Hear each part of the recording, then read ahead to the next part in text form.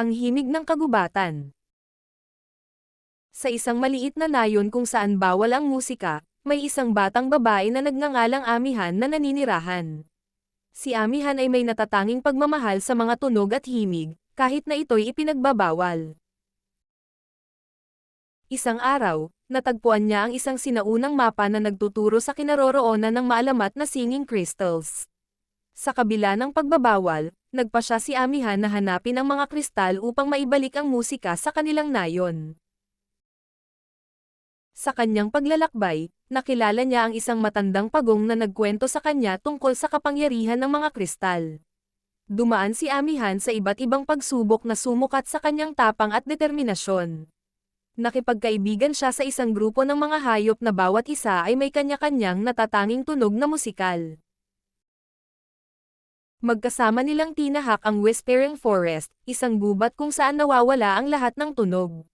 Doon, hinarap nila ang Silent Sphinx na nagtanong ng mga palaisipan bago sila pinayagang makapasa. Natutunan ni Amihan ang kahalagahan ng pakikinig at pag-unawa sa mundo sa kanyang paligid. Sa wakas, narating nila ang Crystal Cavern na binabantayan ng Echo Serpent. Kinailangan nilang umawit ng isang magandang melodya upang mapasaya ang ahas. Matapos nilang magtagumpay, natagpuan nila ang mga kristal, ngunit hindi ito umaawit tulad ng inaasahan.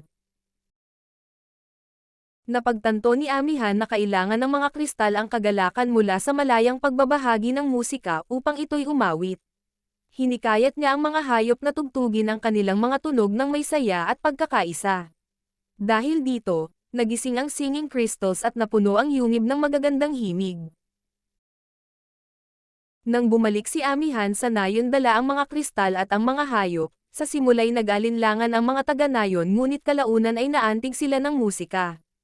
Tinanggap ng nayon ang musika, na nagdala ng kagalakan at pagkakaisa sa kanilang komunidad. Ipinagdiwang si Amihan dahil sa kanyang katapangan, at ang nayon ay umunlad kasama ang awit at tugtugin. Ang kanyang pakikipagsapalaran ay nagpakita na ang tunay na pakikipagsapalaran ay nasa pagtulong sa iba at pagbabahagi ng kagalakan sa mundo.